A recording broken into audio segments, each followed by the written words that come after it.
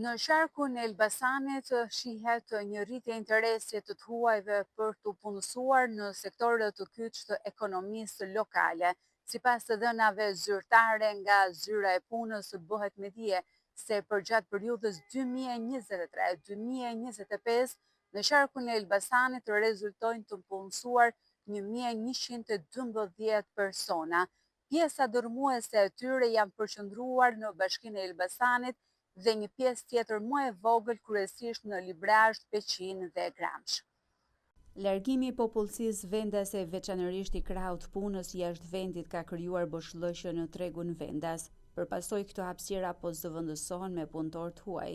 Vetëm gjatë vitit 2024 është shënuar fluksi më i lartë me 438 punonjës të huaj, krahasuar me 321 në vitin 2023 dhe 353 të tjerë të regjistruar deri më tani në vitin 2025.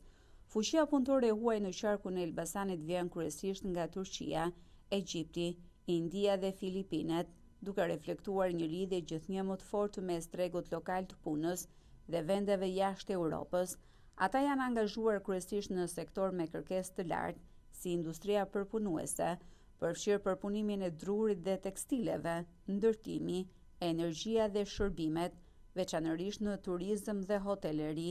Ky trend në rritje tregon jo vetëm për globalizimin e tregut të punës në Elbasan, por edhe për sfidën që përbën mungesa fuqisë punëtore vendase në disa sektor.